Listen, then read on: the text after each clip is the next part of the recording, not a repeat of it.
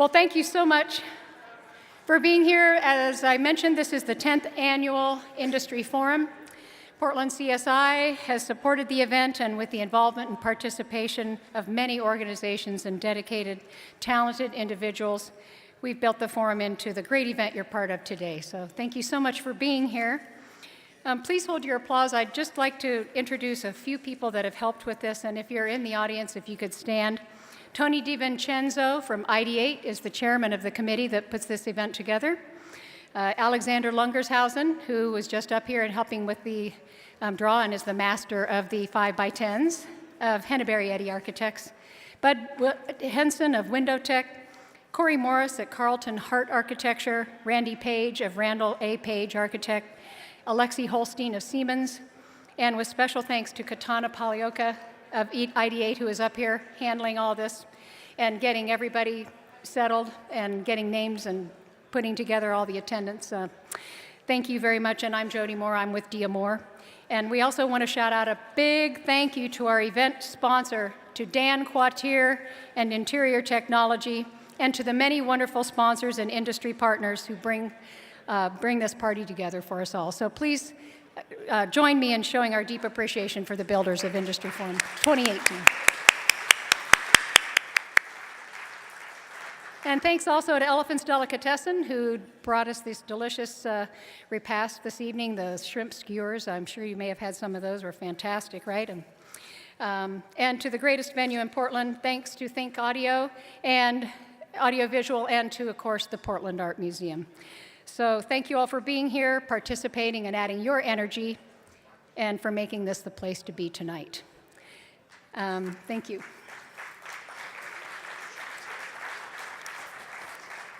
So it is now my honor to introduce the person who created the vision that makes this forum such a relevant event for Portland.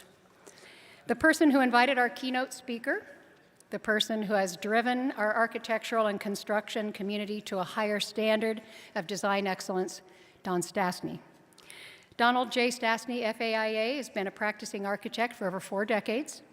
He is an urban designer and a process facilitator, inspiring communities to invest in their built and cultural environments throughout the country and the world. Don designs competitions, giving design professionals and developers opportunities to create outstanding architecture and places. All his work is imbued with a deep understanding of the role that civic open space plays in creating equitable development, employment, and cultural sustainability. And he works to ensure that the spaces in between have meaning and context. He's currently working on projects locally and throughout the country. Here are a few. Locally, Don's participating in the creation of the Fountain District, celebrating the Halprin Landscape Conservancy sequence. Nationally, he's developing an implementation strategy for the 20,000-acre Trinity River Parks project in Dallas, which will link downtown Dallas with the surrounding neighborhoods, managing the design competition for the National Native American Veterans Memorial on the National Mall in Washington, D.C., where he just returned to Portland from last night. Thank you, Don.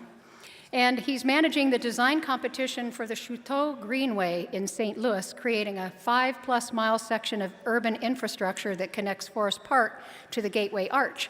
And this is a competition that attracted 124 firms from 7 countries and 13 US states.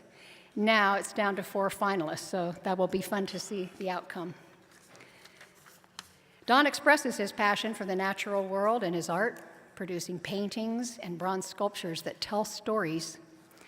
Last fall, Don received a special and much-deserved recognition, the Architectural Foundation of Oregon 2017 Honored Citizen Award.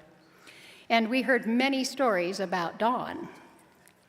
His love of Native American culture, evidenced in his buildings and his artwork, started at an early age. And those of us who attended the event were treated to images of Don dancing in full headdress and regalia. And we learned something else unique about Don. He speaks the language of the beaver. We're all delighted that this happy elder is here to introduce his friend and colleague, Allison Williams. Now, Please help me welcome the master, our own Don Stasty.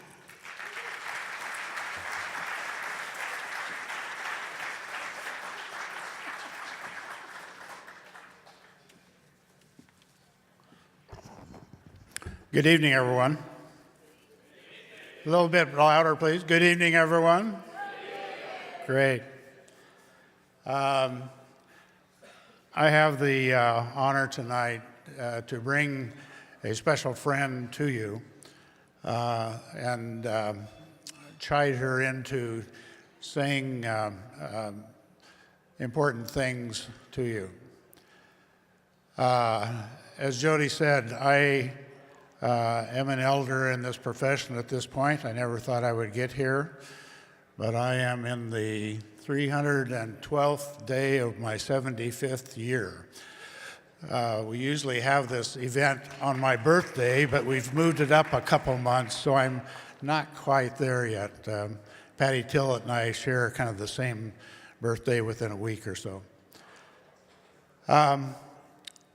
In going around the nation and working around the nation as I am right now, in building cities and rebuilding cities and reinventing neighborhoods, there is a common thread that is going throughout the country.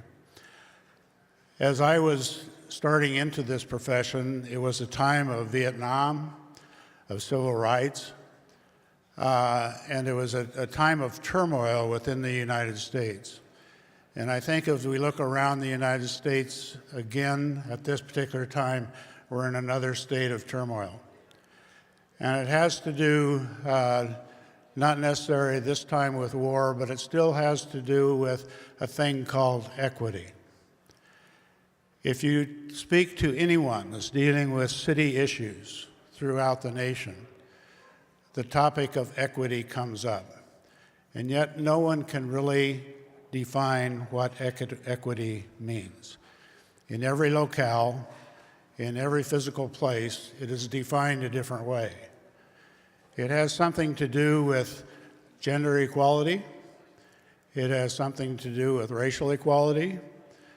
But it also has a lot to do with economic equality and opportunity for people to find jobs and through those jobs be able to participate in the making of their communities. I think this time is especially relevant for having Allison Williams here tonight. Allison grew up in Oakland, where her father was headed up the housing authority for the city of Oakland. So even though she was probably off doing what kids do, this was always important within the house about how do you provide housing? How do you develop equity in housing? How do you house the unfortunate as well as those that have what they need to acquire that housing?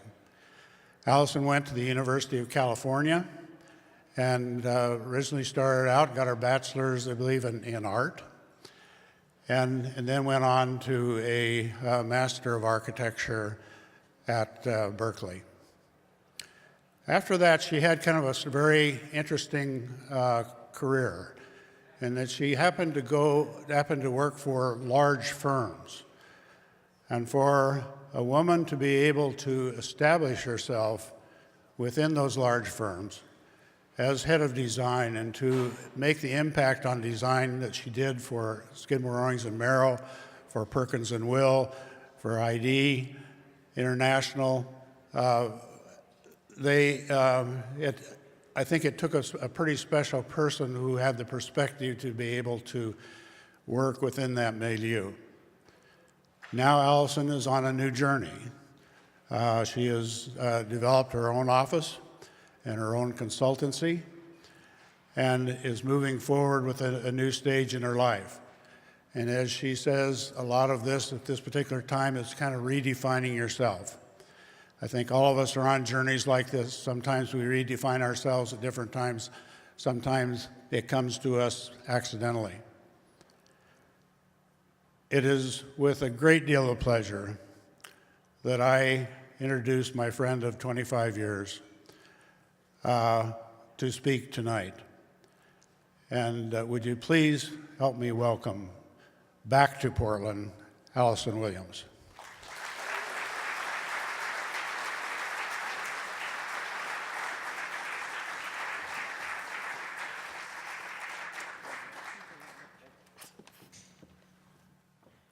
Hello, Portland. Okay, so I am just honored to be here. Twice in the last 4 or 5 months is some kind of a record. I had thought I would end with this quote, but I'm going to start with it instead. And it's, I can't believe it, a quote from Oprah Winfrey. "The highest honor you will have on earth is the art of being yourself. Discover why you came and why you are here." I think those words resonate with me as they should with everyone. I often get described by my gender, my race, and other things, but I am just doing what I came here to do. And I am just honored to be here tonight to have a conversation. Rather than a lecture or a keynote speech, I think it's more of a conversation that I'd like to have with you. My first real introduction to Portland was in 2001, when Don Stastny invited me to serve on an advisory council in a 5-day workshop to study and develop the criteria and the physical attributes for the Midtown Portland blocks and surrounding area to complement and connect the retail core, the South Park blocks, the West End, and the Pearl District. I recall Don's goals then, that 50 years from now, Portlanders will no longer define their dreams by referring to European examples, but that people in Barcelona and London will say, "You know that place in Portland?" Portland became, for me, and I think for anybody who studied in the 70s and the 80s, it became and remains an important urban design precedent.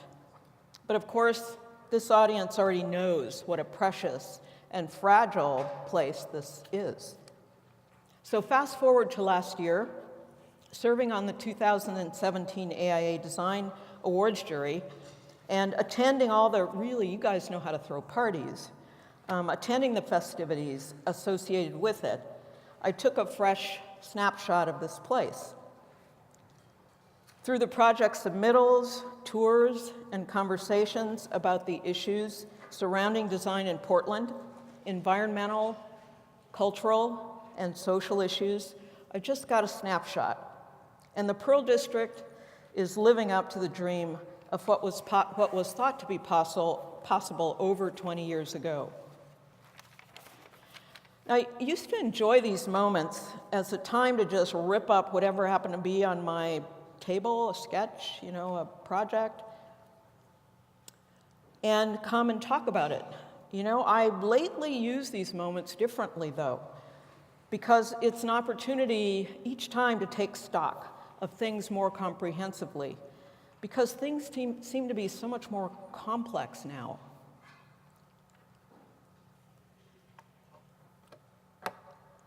So I want to tee up this conversation very carefully, so bear with me if I read really pretty directly from a script here. Notwithstanding the unique character of this place, Portland's design and development community is confronted with the same realities as San Francisco, Oakland, and any other city experiencing phenomenal population growth, economic prosperity, and buildings, buildings, buildings of necessity. The accommodations of growth, the provision of urban housing as shelter, investment, commodity, housing with speed. Is there something lost in the speed with which we need things to happen? The displacement of inner city communities across the country, demolition of historic places, and erasure of hearts of culture as they are now sweet spots for development. All this triggering a prolific social and environmental justice movement. The industry of building, design and construction, that's all the people in this room, especially residential, is in high gear here and everywhere because it has to be. Here in Portland, there seem to be more mixed-use commercial and hotels than there are in San Francisco. In San Francisco, it's almost solid housing. You know, you go to a corner and you cannot tell where you are. No question, we as an industry are building with an increased responsibility for sustainable practices, energy efficiency, and with all roads leading toward net zero, delivering responsibly and professionally, using innovative technologies, construction techniques, and new high-performative materials, many of which we see in the room tonight, thanks to CSI. Yet there is a fear over time that, particularly with such speed, generic manufactured outcomes can prevail and compound to form mute, predictable places, so formulaic we cannot recognize them or differentiate them from one place to another. And for me, this has become a disturbing phenomenon, and perhaps for some of the others of you in the room as well. And as you'll note, I'm not showing any pictures. This is the picture I'm showing because this is kind of where my head is right now. I know which side of this brain I fall on, and part of what's disturbing to me is that so much of what I understand going on isn't using that right side of my brain, which I guess I value and love, and find that it's not being deployed as well as I feel it could be at this moment. But it would really miss the point to be doing a building by building critique, because that's really not the point. It's a significant accomplishment to get anything built these days, and it's extremely hard to do really great work, and really important to do something meaningful. And to my point, to define yourself or your practice or your firm for yourself, surrounding what is meaningful, to find purpose behind what one chooses to do with one's time, and to be a part of an effort that has the potential to make a difference is remarkably important to me right now. And I don't know if it's because of all the gray hair or if it's because I've stepped away because there was too much of the stuff that I didn't want to do in what I was doing and not enough of the stuff that I love.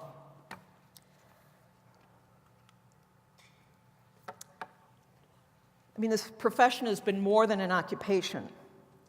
It's been a creative exercise, an outlet for the right side of my brain. I've been lucky and really so incredibly spoiled by the path of my career. Doing public and civic and research facilities, they're mission-driven, highly programmatic, and many were won in design competitions. I'm going to show you 3 projects tonight, 2 of which were won in design competitions. And probably because of that, I've had an overdose of projects where the expectation was, in fact, a transformative outcome, and where the level of risk that the client was seeking to have was undeniable. Most of the buildings I've had the privilege to work on respected and dignified their users. And they emerged through a collaborative process. As Don was saying, I kind of chose over and over and a third time over again to work at large firms, interdisciplinary firms, where you could not at any moment ever say you authored something by yourself or that you were solely responsible for the emergence of an idea. But I think the skill set I brought to the table was a commitment to ideas, to the curation of ideas with a nuance and a kind of quiet social advocacy. I know from just the way the world is, a lot of people expect, because of how I present myself, that I'm going to present myself through an advocacy for social issues. But I've never come through that door that way.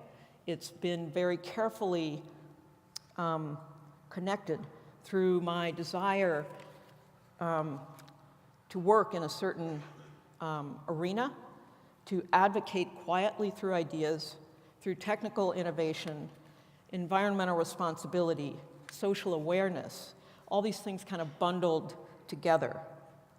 So for me, coming from a fine arts background, drawing and sketching prolifically, talking less, and drawing and trying to discover that thing that's going to be the handle for everybody involved. The client, the contractor, the city, it's that desire to be in the position to connect the dots and come up with some curated ideas about how a building could find its voice. Because it's really through that we're able to express the soul of an idea. Sketches, for me, have always been that pure, quick, durable way to document an emotion or a feeling that people can kind of buy into. So I'm going to show you 3 projects. And for those of you who are at the AIA event, if you're bored, I'll realize that you're walking out, and because you've seen much of this before. But these are 3 of my favorite projects. The August Wilson Center is the first one in the lineup, and it's the first time in my career. It was won by competition in 2002. It opened in 2010, and to this day, these people are like in my life. Around Christmas time, I received a call because they're interested in funding the next phase of the project. August Wilson did most of his 8-play series in Pittsburgh. He was from Pittsburgh. He believed that politics and art and theater were his voice for bringing political issues to the table for people on stage. The organization that sponsored this project was at one point called the African American Center for Culture in Western Pennsylvania. It was like a mouthful of words. And that group had the guts and the vision to go after a site that was right downtown in Pittsburgh, rather than a site up on the hill, which an important emotional site to the history of Black people in Pittsburgh. But the decision to put it downtown was a statement about the future of the conversation that the world had already been having with African Americans since slavery, and ongoing, that this is not a separate culture, it is the basis for so much of American culture. And they chose this site, which is like a half a block from Vignoli's new, not so new anymore, but Vignoli's conference center, right down by the river. Originally, it was an international competition, and I won it. I remember the day I won it, and I remember that something changed for me, because suddenly what I love to do, something that touched me kind of ethnically, as well as it happening in the Midwest, because I was born in Cleveland and Pittsburgh. I remember my parents going to parties from Cleveland to Detroit and Pittsburgh. So, I'm a Midwesterner in my heart, and through this project, I met people who are gonna be important to me forever. So this project, more than anything I've ever done before, it hit on all those cylinders and, continues to be important. So it's a 60,000 square foot performing arts center. Part of the design proposition was to also include the future design of a high-rise building on its back. So you see here in this diagram one of the early competition models of the low-rise piece, which got built, and the high-rise piece, which is entitled to be built, which could be 100 feet of additional space. It could be more exhibition space, it could be a boutique hotel, it could be office space, so it's entitled to be there. The project was completed in 2010, right as Obama was holding whatever that major event is, The infrastructure was the only place in Pittsburgh where they could transmit through the network globally. So I'm sorry, I'm forgetting the name of the event, but it was like 20 nations were meeting here, and they actually used the facility even before it was open. For me, this project,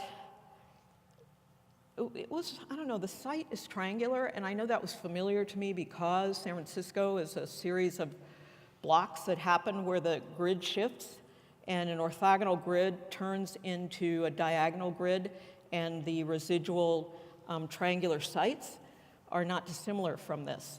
One of the special things about this site is that the longest leg of the triangle faces north, and so from the very beginning, it was critically important to acknowledge that from an environmental standpoint. So the north side, which you see here on the right side of this image, it's like a giant picture window. It's a two-story building, has about 12,000 square feet of exhibition space, a 500-seat full-fly theater, an open lobby, which is really pretty open to the public. So it's generous. It's a generous building that's really meant to invite people in to become part of learning and contributing to the culture for which this building was created.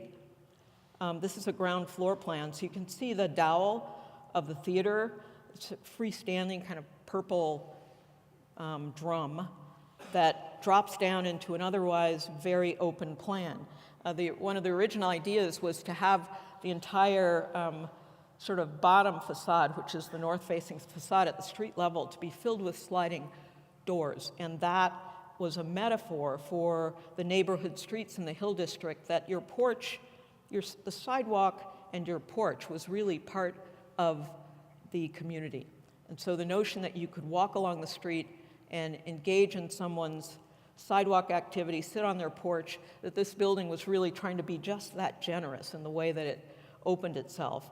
And on the upper floor, in the gray area facing that same facade, that all along that whole bottom facade, that there would be almost like a piano nobile, a kind of crush space for the upper level of the theater that would read from the outside as one big room. But finally, it needed to be subdivided. So on either side of that gray zone, you see two big rooms that are separated by giant 20-foot tall tigerwood doors in an effort to really keep the continuity but allow it to be shut down. So this is really a nighttime building. I mean, the best photographs, the best events that happen there are those at night. There's not too much that goes on there during the day. But this notion that at night, if you're outside the building, you're still part of what's going inside it. And if you're inside the building, you have this kind of privileged relationship to the sidewalk, as well as that classic privileged relationship that so many civic buildings historically have to the street from that piano nobile or second level place. So from that level, during the day, you look out and into that street, north facing, the sun hits it for about 20 minutes on June 21st. And otherwise, I've stood there, and otherwise it's pretty much not needing any solar protection. The Hines family, as many of you know, is a Pittsburgh family, really forerunners in the whole LEED accreditation process, and they were the lead givers to this project. Everyone waited to see what the Hines family was going to do, and finally when they stepped forward with their gift and they tethered it to the project being LEED certified, the funding, remainder of the funding came rolling in. So the building was really among the first. The convention center was also funded with a lot of Hines money, but this, for it to be that interface between Hines family money and the African American community was phenomenal. This is the interior of the theater. It's a full fly, 500 seats, I think really officially 480. It hit a sweet spot in the very vibrant theater district and theater activity in Pittsburgh. These are the tall pivoting doors with the kind of divisions that allow it at once to be divided but still more free-flowing. The purple color came as a reference to purple being a color of royalty and very much of a statement about pride and commitment to Pittsburgh by the African American community.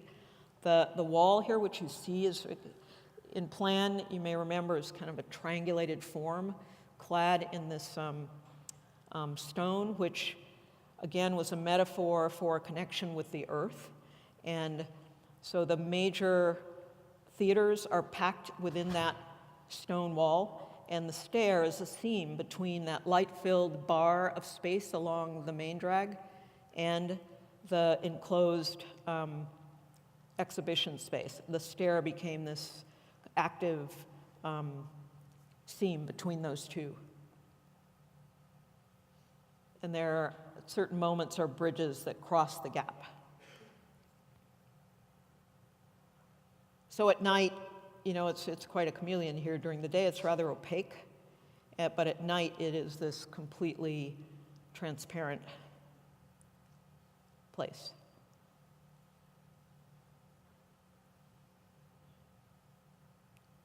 So, you know, after doing a project like that, the expectation elevates for what you hope to have. Not only you hope to win the competition when you enter it, but you also hope to be able to have that kind of relationship with the people with whom you are working to create their vision. In 2007, back when the GSA sponsored a series of commissions that were highly coveted in the design community to design major civic projects. Among them were state office buildings, federal office buildings, libraries, border crossings. And for those of us on the southern boundary with Mexico, there were a number of those commissions, and I was lucky to win 2.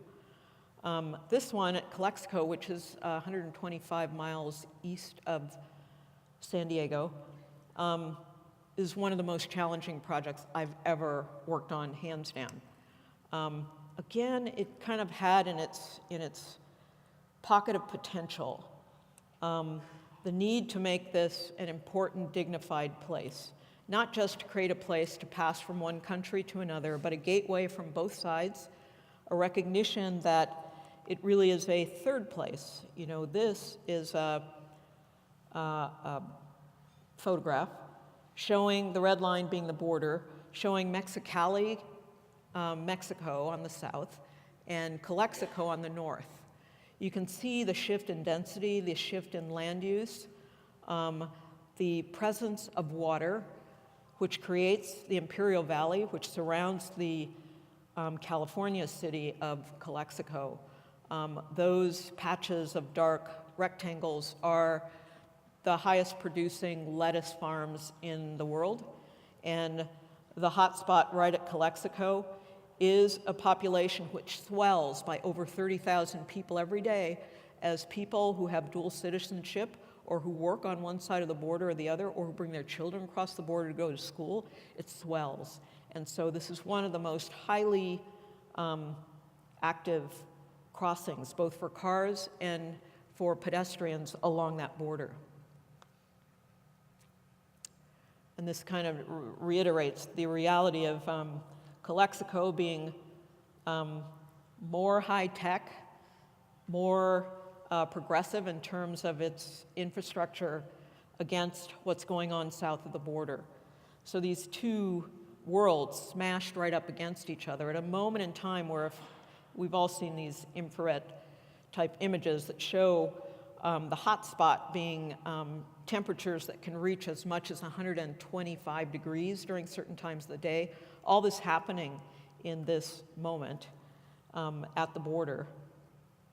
So one of the real issues was how to protect people from the sun, how to protect people sitting in their cars trying to get across the border from the sun, how to acknowledge, I remember in the interview for this commission, they suggested that you needed to show that you know how to design buildings in the desert. Well, I'd never designed anything in the desert, but we went in, we just did this prolific kind of research thing, and these images of the cows, sitting under open air kind of shelter, horizontal shelter, following the shade over the course of the day, became a very powerful image, and one that allowed us to think about what the building could be. Another resource was looking at how buildings, how nature can shield spaces from the sun and the heat, and how early settlers found those places and created their settlements in those places. And so in this case, finding a place, the cliff dwellers in Arizona, found a place in the hill to inhabit. And this was also quite a learning experience. So the site itself along the border is 2,500 feet long. Along that red line, 2,500 feet long. But the program for the building proper is about 400,000 square feet, of which more than half is actually canopies. So the project was about creating a crossing, creating that kind of legal place where people actually present their passport or their visa, as well as a place where cars cross and pedestrians who might be able to get into a fast lane because they do it every day can pass through. But in addition to those functional things, there's a river, which if you can't see it, I think I have a pointer in here. Yeah. Okay. This is the pavilion where people line up over here on this side of the border, pass through that pavilion where all the kind of turnstiles are. There's a railroad track which had to be kept active, which runs right there through the site. There is a river whose bed is running through here. And there is a 30-foot drop between the low side of the site and the high side of the site. So you add all those constraints to the search for how to create something memorable here. And I was teamed with Tom Leader, who is one of the really great landscape architects. And I think one of the most powerful things about this project is that we very quickly decided that the buildings should not be buildings by themselves, but they should be completely related to and intertwined with the landscape. And so the invention of this berm, which essentially is like that Arizona cliff dweller, it creates a berm underneath which occurs the inhabited space. So again, from the environmental positioning standpoint, this side of the project is south and that side is north. That's Calexico. And with the exception of this element, which is the head house for the port director and administrative stuff, pretty much all the building is underneath that berm. And that berm splits apart and has this hovering canopy to create the pavilion through which people walk and are introduced to downtown Calexico. All of this back here is vehicular canopies. As I think I said, it's over 200,000 square feet of canopy, and here's the river running through. So, I mean, I can't tell you. I did this when I was a partner with Perkins+Will, and I can't tell you how many times I tried to explain this to my design partners, exactly what the big idea was. It was almost impossible to make it clear what the big ideas were. So we built lots of models, we did lots of 3D, lots of sun studies, but if you put the image with the cow and the canopy overhead, I I mean, this was a very important analogy that we continued to make. From the north side, from the Calexico side, the project presents itself really as a very glassy, again, it's completely north-facing, the sun never hits it, glassy, big civic room that opens to the city. So you come in there from Mexico, and you're standing in line, and you're just looking straight through this glass toward the city of Mexicali. And this is the lower image is a section cut through that berm, created berm, that hovers and shields and protects the majority of the space that's associated with the program.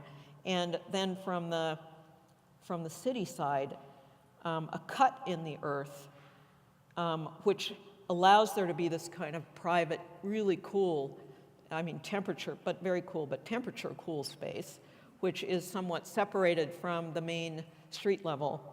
And then the bar of space that has the port functions in it hovers over that berm. So, I mean, it was 2007, I think, that I won this. And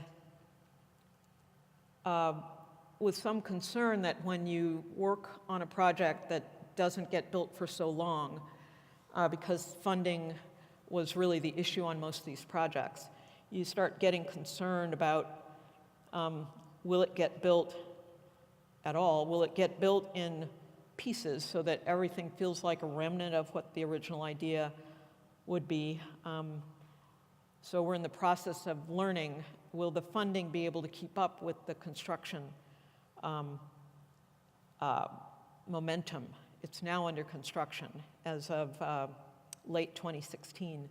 There's just a series of these images that I did with my team, which are about this element, which really becomes that gateway that you see coming from the south. It's pretty flat down there in the valley, so during the day, the image is perhaps not as remarkable or transparent or kind of dreamy, because it's really a glass box screened with these perforated metal panels to shield from the sun. But as it gets darker, you begin to be able to see through those, and so positioning kind of the underbelly of the building, which cantilevers out 50 feet, positioning lighting there so it further enhances the reading of it as a hovering space. And then at night, you know, this is not, I mean, this is totally, imagine, if you will. But these are the kind of images that, you know, you share these with your client, and you share them with, you know, the people that you need to understand what is the big idea. I mean, one of the 5x10s this afternoon was talking about the power of the rendering, and, you know, what an important partnership that is between designers and the folks who we trust. These happen to be been done by my team, though. I have to give them credit. So I think I will tee up. There's a video here, and am I supposed to punt? Oh, good. So occasionally I go on the website, and Hensel Phelps does these little updates of construction progress, and I'm always so excited, because what is it, 2018, and it's under construction finally. And so, is it ready to go? There we go. So I think this should be, and I'm going to turn it off when we all get so tired of this music that we can't stand it anymore. But, you know, for all of us, you know, I'm a really blank sheet of paper kind of person. I am definitely a right brain side of the head. I depend so much on equal passion and competency on the other side of the brain. And when I see this, and I realize that were it not for all of the partnerships on the construction side, you know, all the performative aspects of this project, you know, the earthwork, you know, the traffic engineers. I mean, this is infrastructure. It's architecture, but it's infrastructure. And I think that so much of what we're going to find ourselves involved in, critical civic, urban work, is going to be about infrastructure. So this project lives somewhere in between there. You'd never see the project this way unless you were a bird. And so it's always a little disconcerting to see it this way, but they're going to be building the pieces that are on the west side of the railroad track. And you can see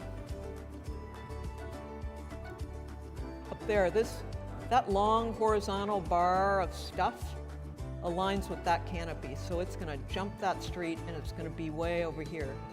So the building goes from here, here's the river. The building goes from here over that way about 800 feet. It's just this incredible thing. And the connection that will occur underground comes under this plate, which is actually a bridge for the cars that are coming across from Mexico and exiting out and through to the city streets. I don't know how much longer it has to go, but a few minutes. It might be worth watching if you have to plug your ears to.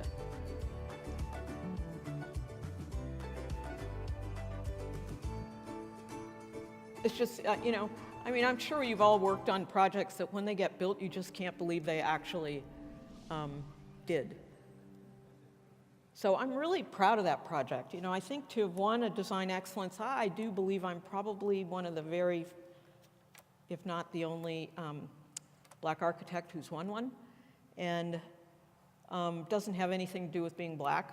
It's just, I feel very proud, and I get to a point where I'm proud to say that I won it. And I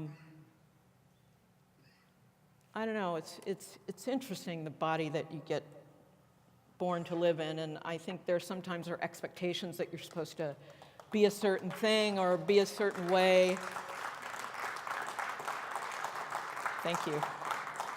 You know, be a certain way or care about certain things just because of the body you're in, but I think you care about the things you care about because of who you are, and that's a complicated thing. I'll be perfectly honest, at this point in my career, I am coming to terms with figuring out what I should be doing right now with myself.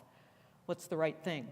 This project was not won by competition, but it is a 4 million square foot piece of a 30 million square foot campus in Saudi Arabia for 40,000 Islamic women.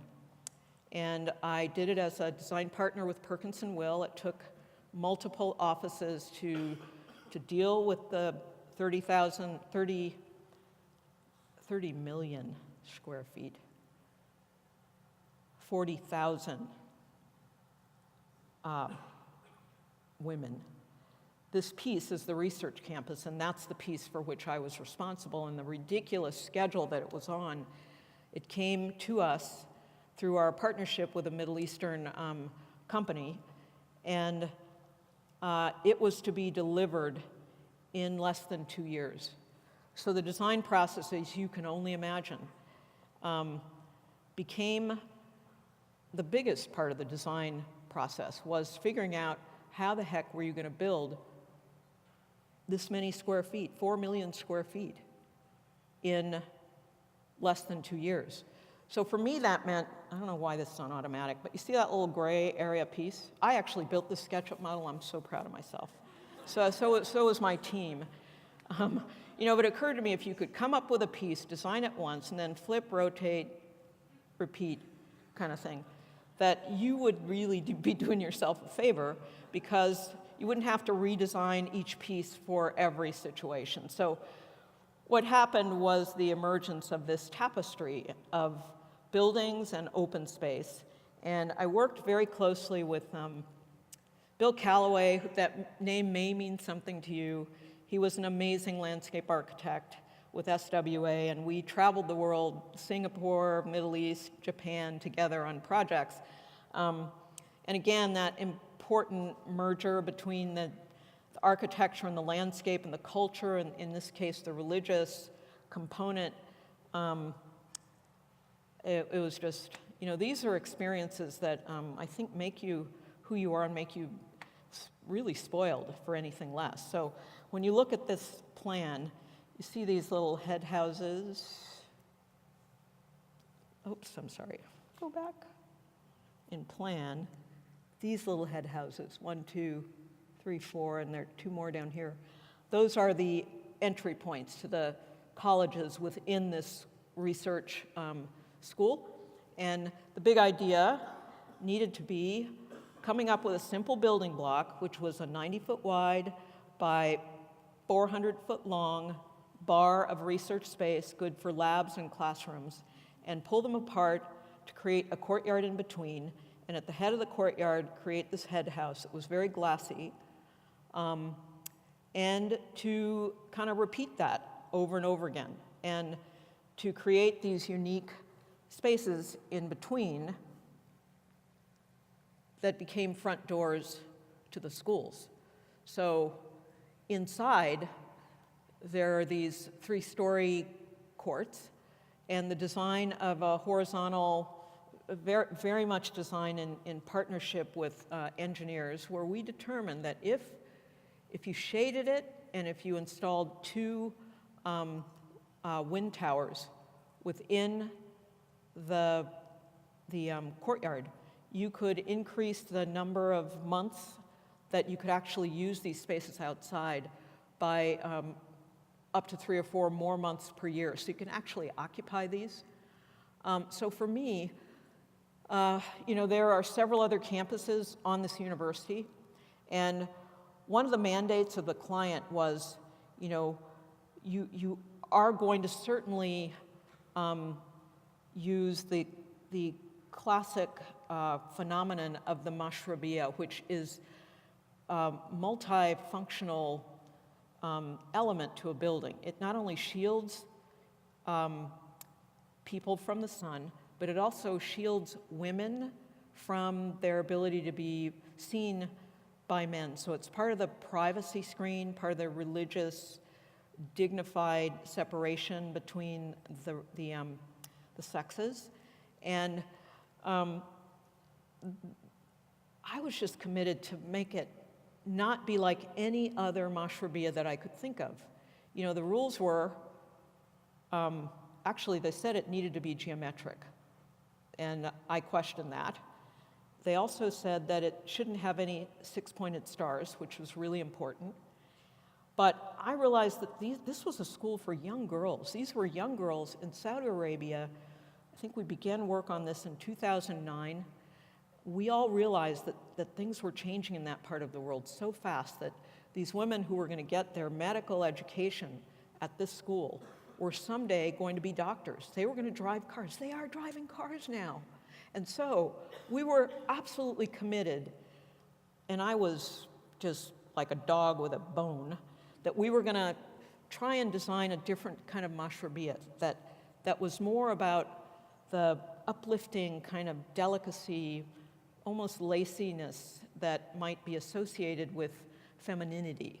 And so, in addition to having these large lecture halls that are clad in local stone, made out of either 9 or 14 different shaped stone. None of it's curved, it's all faceted. So designing those big drums out of stone, creating those pixelated walls that surround the libraries and the mosques that occur on the campus, and developing these screens, which were used in many ways, both horizontally, like you saw in the courtyard, and vertically to screen against the vertical glass. It kind of became this 3-part composition of these patterns and materials that, again, this actually got built. You go there and you say, really? It actually got built. They actually built it. And it's really beautiful at night. It shimmers. These are the outside walls to the libraries on the inside. And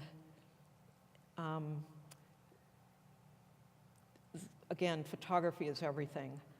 You know, they wet this down to take it, no question about it. And otherwise, it's not really touched up, but you get that moment in time before the sun has set and the sky is really that blue, and it just comes alive. There are no people in these shots because photographers weren't allowed to be there while women were there. So, and this is from the inside, the libraries that kind of get the shimmery, pixelated light from the outside during the day. And then, I guess, one more invention of the series of solid vertical fins that shield the glass behind from the sun. But, you know, this is one of the original sketches that I did for this. And so all the elements of that piece that got flipped and rotated and repeated, it's kind of all here. And I don't know, it just became very, very important and it always is for me, to kind of boil it down to something simple that becomes complex through its serial image or repetition. A lot of studies on what the screen should be made like. But finally, this was from a sketchbook that just started to talk about how can you bring a pattern that is not geometric. It's not about triangles and squares, rotations, but it's more arabesque. And we decided we would study something about fertility. So these are actually cantaloupe seeds. And so we looked at a lot of things in nature that were not geometry-based, but that were more curvilinear and organic. And this began a whole separate study on what these screens could be about, and finally resulted in developing a screen that also had a performative responsibility, which is certainly related to privacy, but also is related to shading. So each panel is roughly 4.5 feet square, made out of concrete. And I guess the most utilized panel, because the greatest need is for shading, is where the panel has 4 solid corners. 1, 2, 3, 4. The sort of intermediate shading has 2 solid corners, and the most open has no solid corners. And so there's like less than an inch that offsets these different layers from one another, just enough to give you the sense that it's almost like threaded and woven. So that, if you look carefully, this is one of the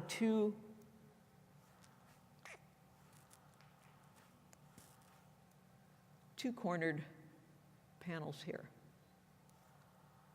moving into one of the 4. And so I remember the day when I had this on my desk, and we had a young man from Egypt who was on our team, and he was looking over my shoulder, and I'll never forget, he said, "Oh my, you know, that really looks arabesque."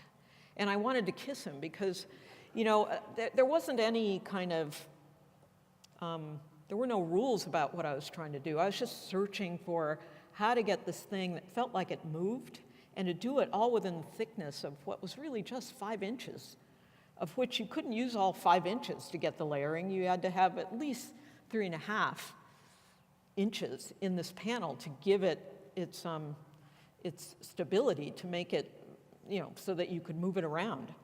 And so when I look back at this, it also makes me happy, because to me, it was about taking something and that had all these other duties. I mean, it had a social responsibility to address its client. It had an environmental, performative aspect. It had a construction component. It had the potential, using daylight, to turn what is otherwise very simple, straightforward stonework into something beautiful over the course of the day through shade and shadow and movement and color, and definitely is such an important project. But finally, let's see where I am. Lately, because as Don said, you know, I'm not sitting 8 hours a day in a 3,000 person or more firm any longer. It was kind of a choice, a time to change, a need to make sure that I was spending my time doing what was the most valuable thing to be doing, something that brings satisfaction. And so, kind of full circle, I find myself really interested in drawing again. I know it's not satisfying in the same way that architecture has been and will continue to be, but importantly, trying to draw something that it's not drawings about buildings. It's thinking about how you see the world, and I've always been fascinated about that moment where the land and the sky are intersected by a row of trees. It happens a lot in Monterey, in the Presidio. You know, if you keep your eye open for it, it happens in lots of places. This happens to be right out at Land's End in San Francisco, and I've been looking at this for like 40 years, and I just was seeing it the same way. The trees are defining a series of lines that transcend just their definition as tree trunks. And when you take that and you flatten it out and you think about the graphic, the sheer graphic of it, and then you think about how light passes through and between and can create shadows, and in fact, these lines, which I think are part of just the crazy thing I can't get out of my head, I needed to draw it. And I finally, about 9 months ago, I decided, okay, you know, I haven't just sat down to draw anything that wasn't about a building in I don't know how long. So I was going to do it because I had the time, and I'm really interested in what happened. You know, the idea that things are defined not just by the lines or the boundaries that define their mass, but that they have kind of a lingering extension of themselves. So I call this the Out of the Woods series, and because color, I think, for me is really powerful, but color in the context of kind of clear, edited graphic. And I think about the work of Motherwell and Aaron Douglas and Mudcloth, and a lot of the things that are so starkly graphic and beautiful. I've been super inspired and am beginning to draw more and manipulate color and use this kind of notion of creating perspective through the way in which these lines are either open or blackened. And so it's been a really satisfying experience for me to play around with this and to constantly reference it back to the thing that I've been thinking about for so very long. Okay, so what is she doing now? What is she doing? She started her own little thing, which is an umbrella for things I've always enjoyed doing, this being one of them. I am an adjunct lecturer at Stanford. But most important, I've opened up some space in my life to create more of a tapestry of things. So in the last year, I bolted my house to the foundation, which was really important before the next earthquake. I've put solar on my roof. And I can tell you that as of yesterday, my 18-panel solar array is producing about 28 kilowatt hours of power per day, which equates to 1,898.22 pounds of CO2 emissions saved, which is the equivalent of 47.81 trees planted. So, I mean, I think what I'm doing is exploring what is meaningful to me very differently. Or perhaps, what is meaningful has evolved for me, and it's become, more of an intersection of lots of things. I bought an electric car, which I should note, everyone's gotten their units here at the CSI booth, but on the 31st of December, I realized, oh my God, I don't have any HSUs. And so I went online and I self-reported that I had installed 18 solar panels on my roof. And isn't it really important for architects to kind of do what they tell their clients to do and kind of walk the walk? And I asked them for 5 units and they gave it to me. So.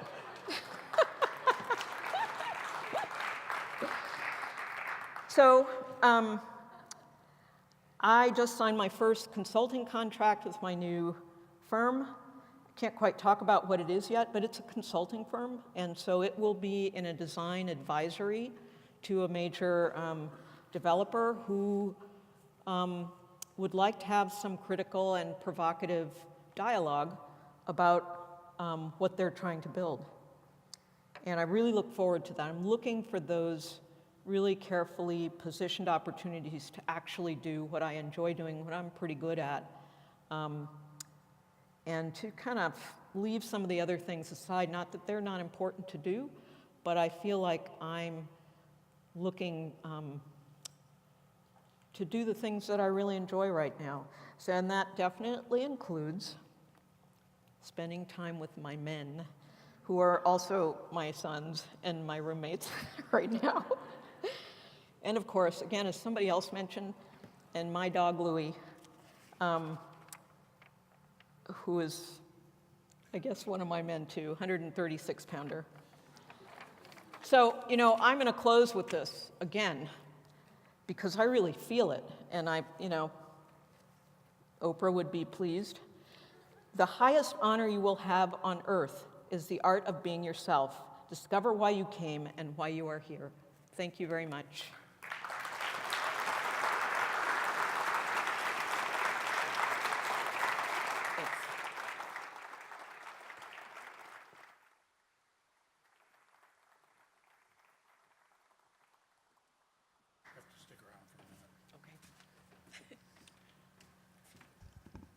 She can discover one more reason why Right. you're here. Why am I here? Allison, thank you so much. And isn't it great to have this voice here?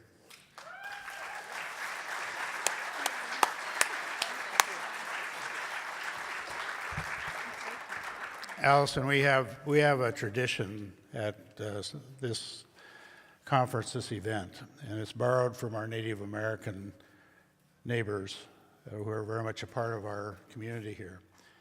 And it is a ceremony of being blanketed as a friend, as a part of our family, and a part of Portland. We thank you for coming. Do not be a stranger. We want you back.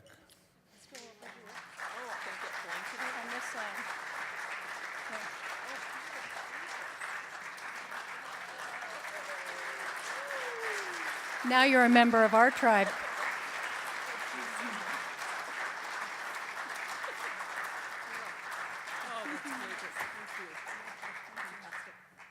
Thank you so much. Thank you.